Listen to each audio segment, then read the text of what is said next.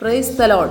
നിങ്ങൾ പ്രത്യാശിക്കുന്ന ശുഭഭാവി വരുവാൻ തക്കവണ്ണം ഞാൻ നിങ്ങളെക്കുറിച്ച് നിരൂപിക്കുന്ന നിരൂപണങ്ങൾ ഇന്നവ എന്ന് ഞാൻ അറിയുന്നു.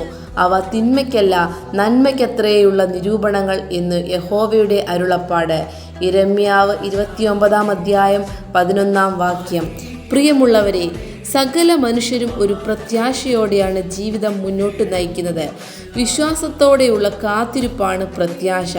പലപ്പോഴും പ്രയാസങ്ങൾ നമ്മെ നേരിടുമ്പോൾ പ്രത്യാശയുടെ ആഴത്തിനു ഭംഗം വരുന്നതായി കാണാം. ഒരു തട്ടാന് പൊന്നിലെ കീടം ഒഴിവാക്കാൻ താൻ അതിനായി ഉപയോഗിക്കുന്നത് തീയിലൂടെ കടത്തിവിടുക എന്നതാണ്.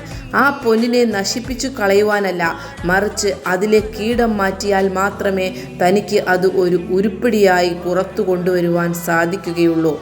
അതുകൊണ്ട് നമുക്ക് വരുന്ന കഷ്ടത നമ്മെ തകർക്കാനല്ല, മറിച്ച് നമ്മെ ദൈവത്തിന് ഹിതമായ ഒരു ആയുധമാക്കി പുറത്തു കൊണ്ടുവരുവാനാണ്. അതുകൊണ്ട് ക്രിസ്തുയേശുവിലുള്ള പ്രത്യാശയിൽ മുറുകെ പിടിച്ച് നാം യാത്ര തുടരും എങ്കിൽ ഒരു ശുഭഭാവി നമുക്ക് മുന്നിൽ ഉണ്ട്.